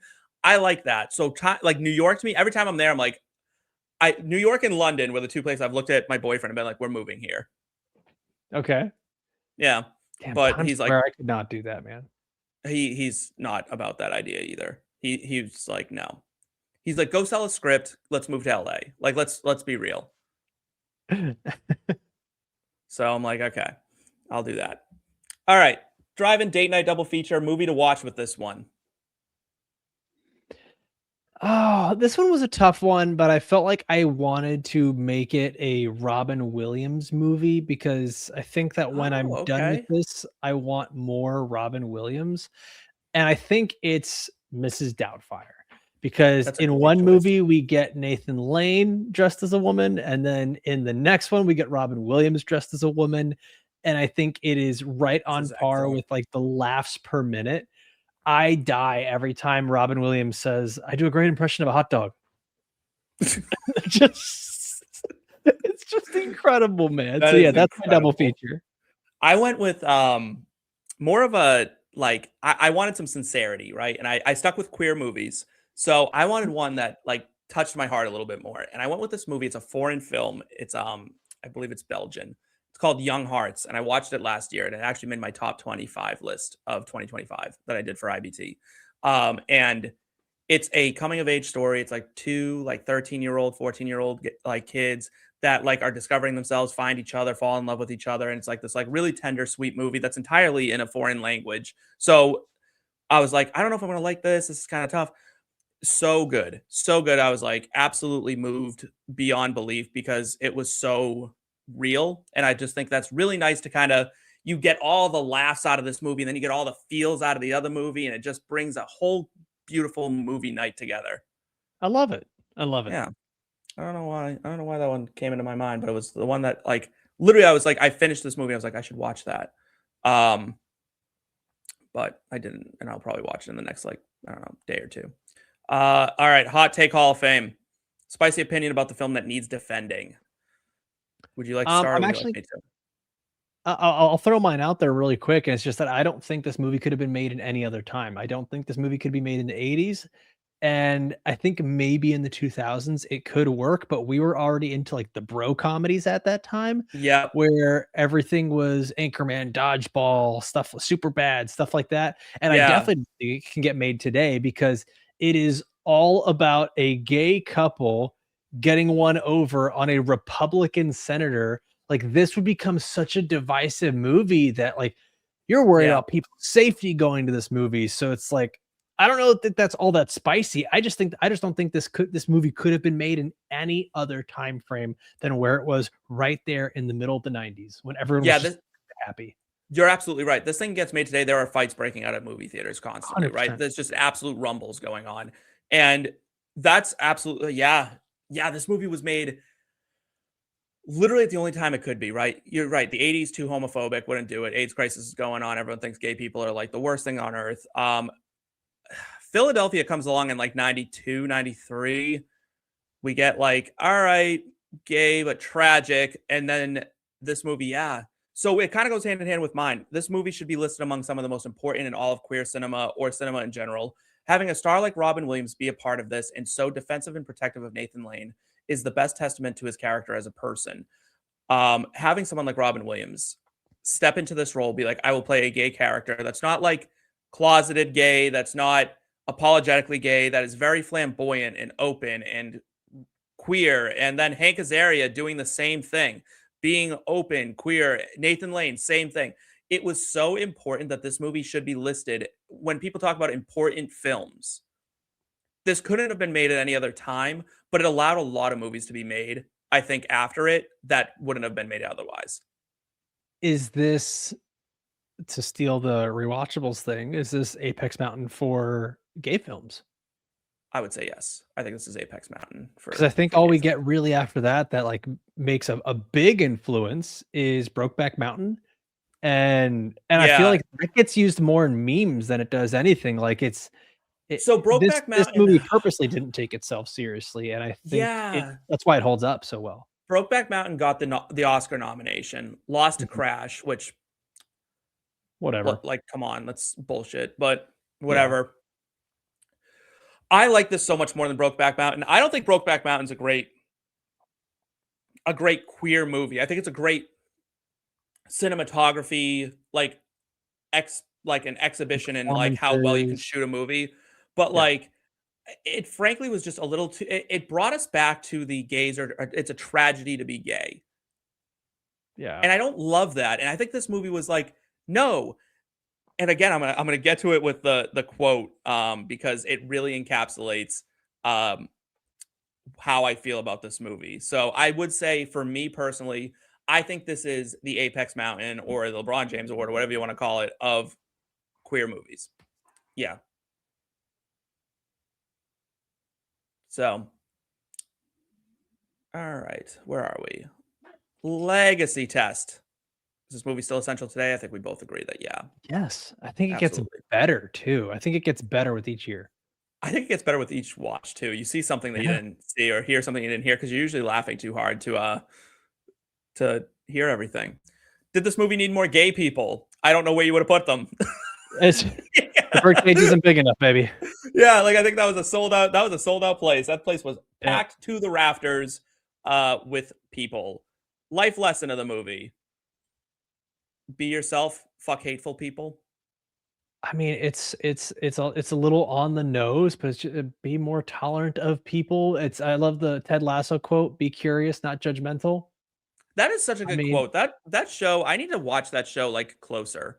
I always kind of watch it like kind of from a distance, almost. Like I kind of catch it in it's one of my passing. favorites. And I'm like, every time I hear a quote from that show, I'm like, who was writing this? Like, just incredible, incredible writing on that show. You can't handle the truth quote of the movie. Oh my god, there's so many There's to so pick many. from. There's so many. And I went, all right. So I went non-comedic with this one. I didn't pick Oh, one of the funny okay. lines because there's a line in this that's so important, I think, in general, and it's Robin Williams. And I'm about to, all right, spoiler, like warning, I'm about to use a slur. So hang on. Oh, I think I know Yeah. exactly what line you're gonna use because Yeah. it's a great. Okay, go. Yeah. He goes, yes, I wear foundation. Yes, I live with a man. Yes, I'm a middle-aged fag. But I know who I am, Val. It took me 20 years to get here, and I'm not going to let some idiot senator destroy that. Fuck the senator. I don't give a damn what he thinks. Fuck yeah. I'm like, that's it. And Robin Williams put 2 feet on the ground and delivered that line and delivered it Robin Williams level of intensity where he said, you know what? Like, and that was the moment in the movie where he pulled it back and said, like, yes, this is a comedy, but like what is happening right now, it was so important to relay, like, this is wrong. Understand, I'm doing this for you because you're my son, but what you've done has hurt me, has hurt Albert. This is not okay. It's a really good way to encapsulate the movie in just one sentence. And I think there are very few people that could have pulled off the role of Armand the way Robin Williams does, and to have all the comedic timing and then to hit that line with the necessary gravitas it takes to make the movie work, to let it be more than just a comedy. I don't think there's anyone else that could have done it. No, I don't. I certainly don't think so. Just absolutely wonderful. But I'm curious what your line of the movie is. Man, I had so many, and a lot of them are these one-liners. The Guatemalanness is one that lives in our house, so it's hard for me not to say that one. There was a line this time around that just made me laugh so much. And it's Nathan Lane going on and on about look at me, I'm a middle-aged man, and I'm fat, and this, I'm short, and you and he's blaming Robin Williams' character, and Robin Williams goes, I made you short? That was gonna be mine too. It's like my favorite line. And just Nathan Lane just loses it on him. Oh my god. It's so great, the timing that he has with him, where Nathan Albert is just constantly dramatic, and Armand just continues to hit back with just the jabs, the quick one-liners, They're even so keel funny. the whole time, and it pisses him off so much more. Yeah. He's like, he makes it a game almost to be like, how far can I push him before he like falls over the edge? My mom's Yes. favorite moment in this movie is when he's like, it's in that scene and he's like, I know that look. You want to hit me. Go ahead. Hit me. He's like, I'm not going to hit you. I'm not going to hit you. And he like looks at his watch and he just puts his hand on his face. He's like, ah! And like falls off. Amazing. The opener when he's going to the dressing room. Don't look at me. I'm hideous.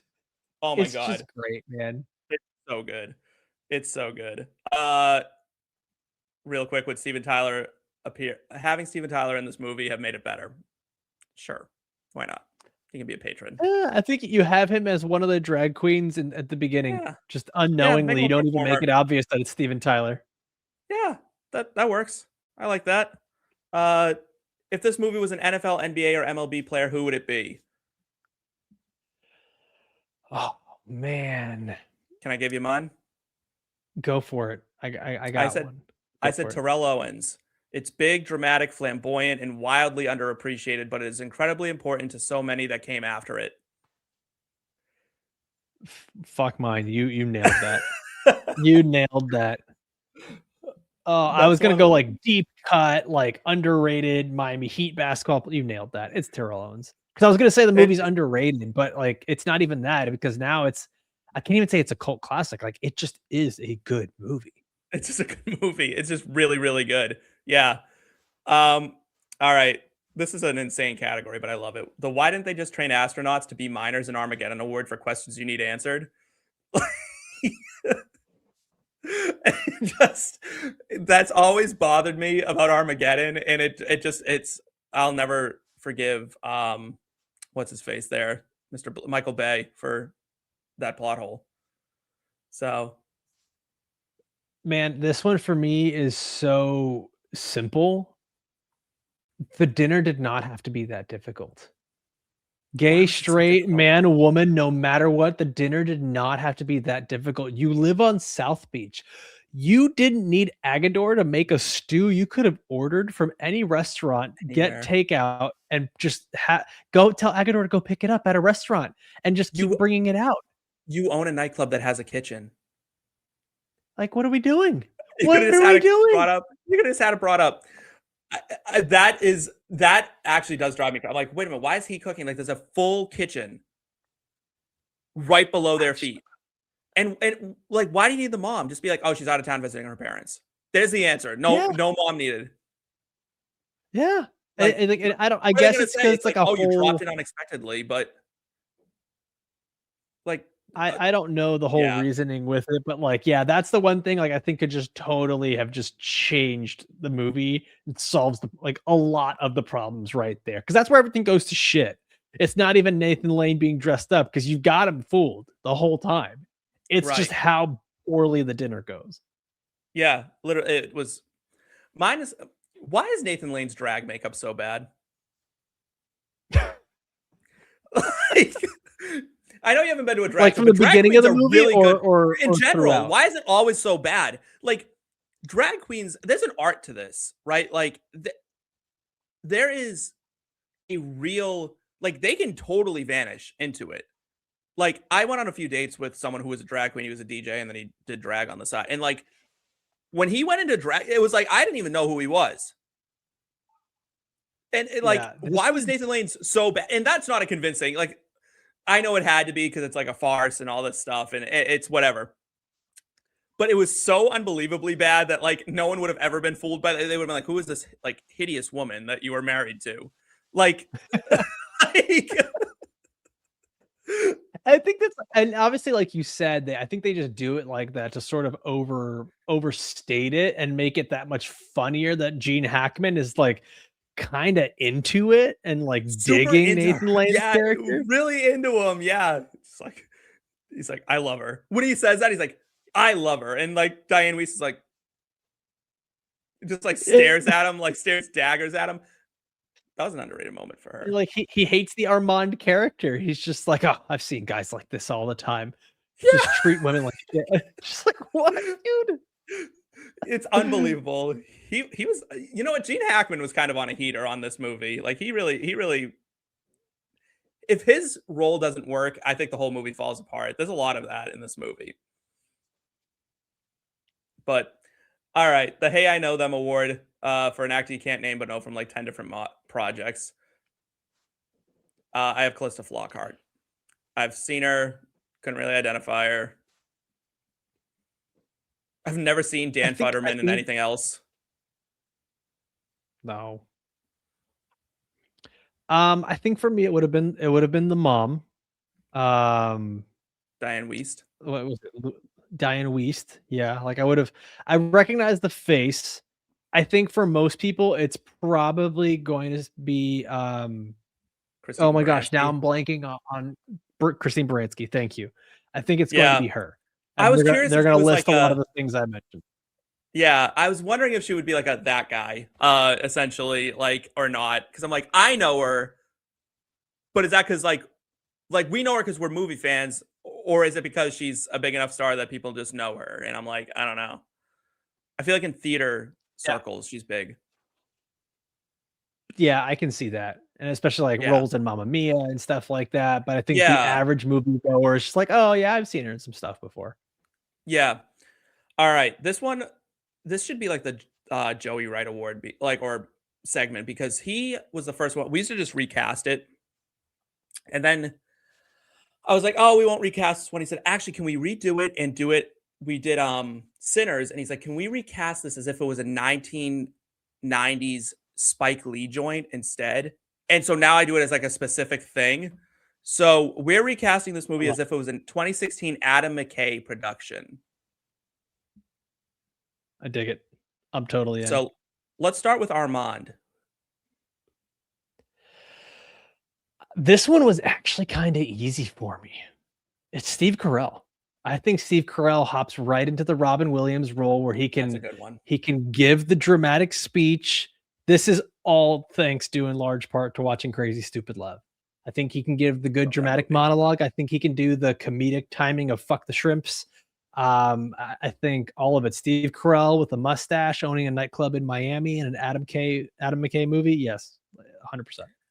I went with Luke Evans. Okay.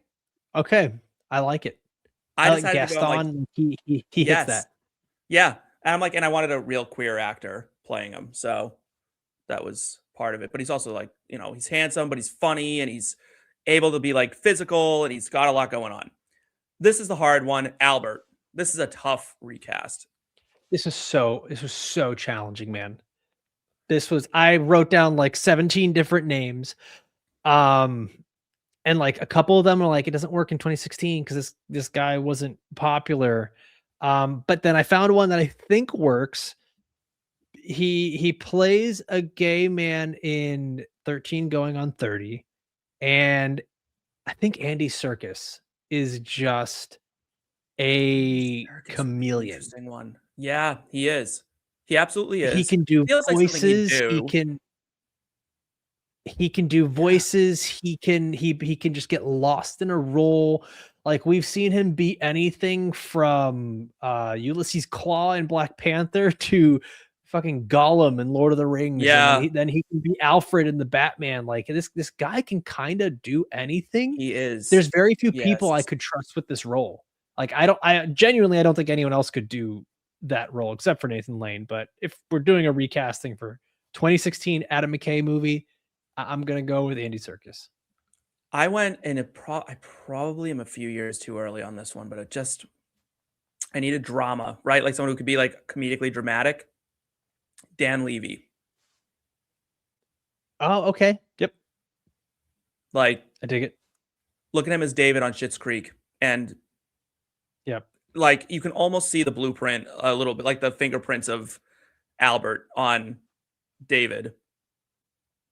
For Val, this could have been anybody. Like I said, a traffic cone, a tennis ball on a string, like you said, could have been anyone.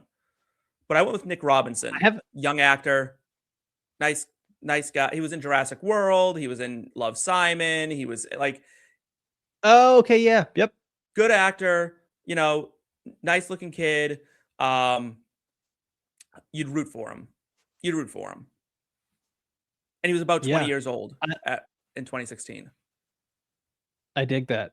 I actually I went very similar. I went with Joe Keery from Stranger Things, who plays Steve Harrington in Stranger Things. That's 2016 was season 1 of Stranger Things. He was a relative unknown, but he had the look, the charisma, all of it. And I think he can play likability. that role well.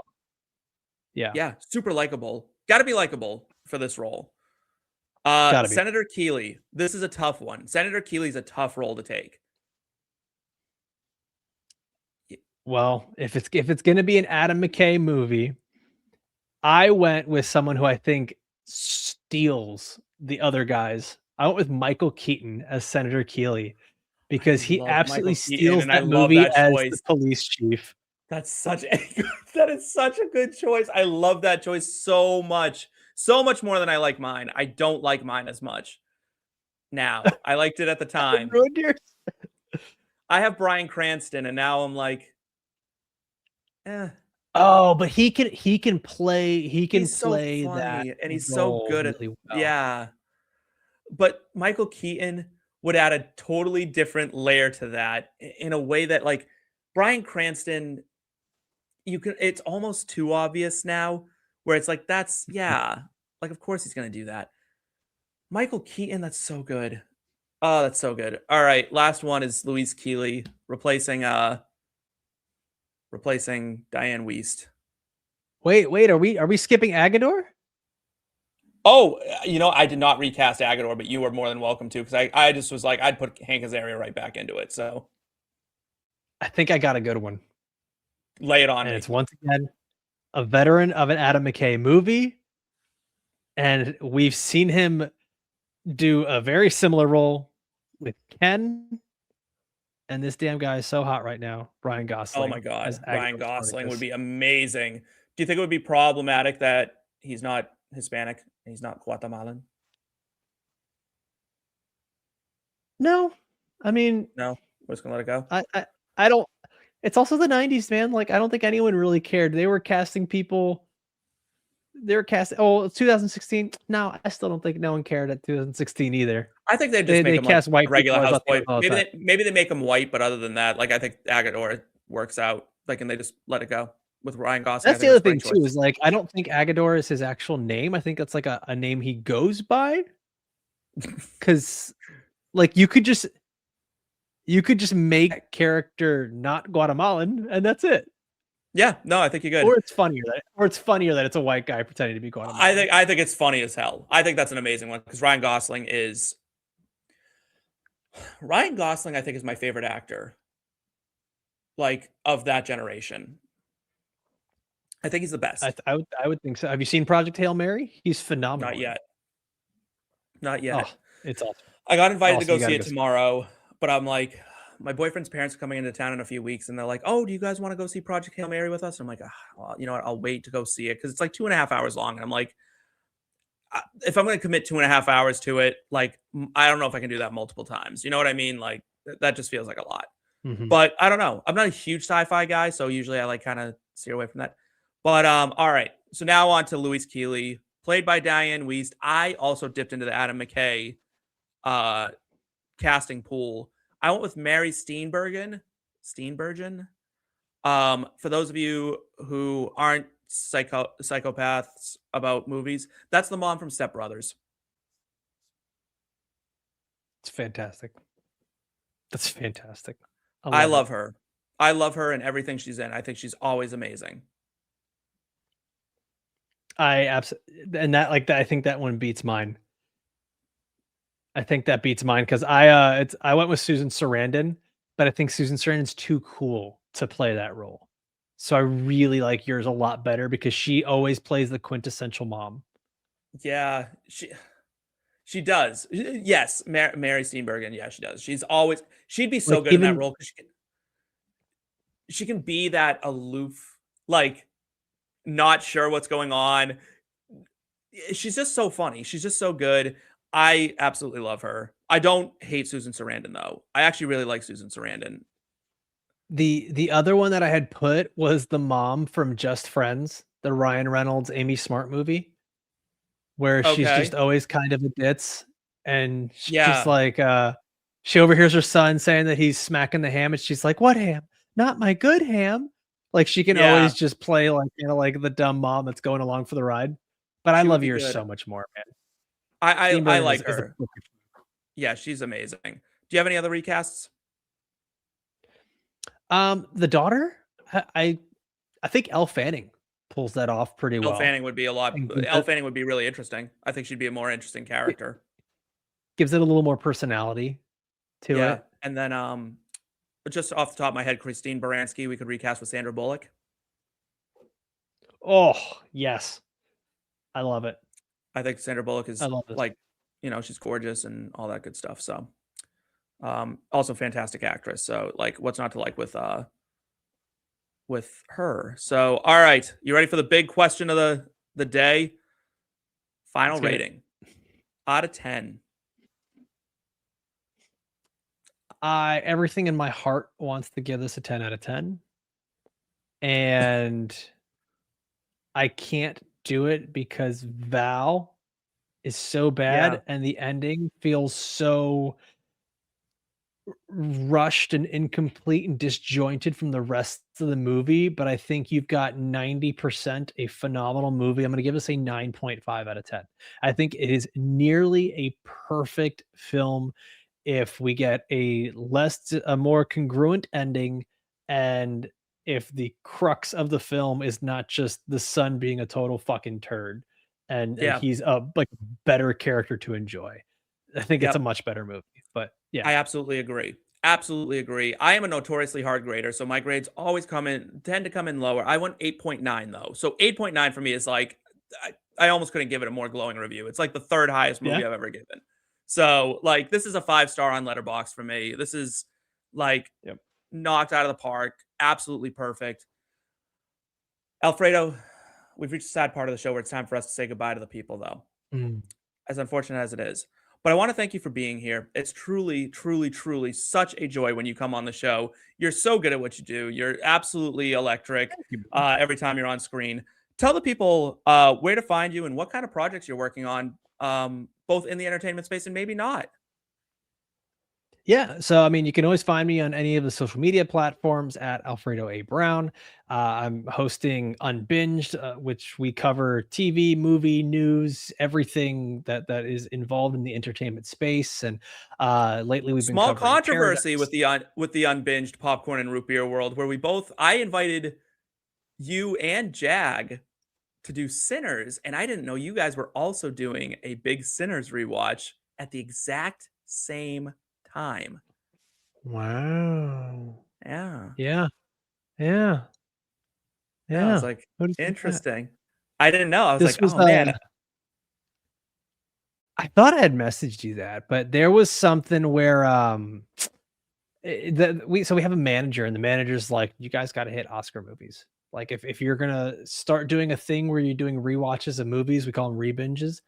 If you're gonna do a rebinge, it's gonna have to be Oscar movies. So we did Sinners, we did One Battle After Another. Then I kind of looked around, and everyone were like, anyone want to do Marty Supreme? And they were like, fuck no, we're not doing that. So yeah, we stuck with those two. Yeah, it was so I was kind of like, oh, like the Oscars are coming up, like we'll do some Oscar. That's exactly how it went. I kind of just go rogue and pick movies at a whim usually here, but Yeah. it's not quite as we have an operation here, but I imagine Unbinged has a bit of a bigger operation going on than my little You'd think, not really, man. yeah. But yeah, I was like, oh, I felt so bad. Like I saw it come out. I'm like, oh my God. I was trying to like get them onto a show that like was covering the same movie. So I felt really bad. So I wanted to apologize. No, dude, not at all. If anything, that actually probably would have been super helpful because we would have already just seen the movie and it would have been easy. But yeah, man, you can always reach out, man. We're happy to do this. Myself, Jagger, any of our other hosts we've got there, Samantha Holt, one of my friends who's joined the show, Matt Kaufhammer. We have a great time. We cover everything from like animated TV to HBO dramas, and we've been talking about The Pit and Paradise and a bunch of cool different stuff. And we're going back through a bunch of other movies, and we're having a great time with it, and we continue to put like 3-4 episodes out per week. So yeah, you can always find Unbinged wherever you get your podcast: Apple, Spotify, YouTube, wherever. You guys really are putting out some of the best stuff going, like to the point that you've gotten me into shows that I did not expect to get into. Like, Oh wow, it's like the highest compliment I can give you guys. Like I have been vehemently against watching The Pit because I was an ER nurse for years, and I'm like, I don't want to watch a show that makes me feel like I'm at work. But every time you guys talk about it, I'm like, you know what? I think I'm gonna have to check this out. And so now I'm like ready to start watching. I started watching Paradise because of you guys. Like it's really like such a good show. And then not only are you incredibly good at movie stuff, but you now have your rookie for our fantasy football fans, because this is In Between Media and we love to talk fantasy football. You've got your rookie guide out. Yeah, thank you. Yeah, I wasn't sure if to bring that up or not, because Always.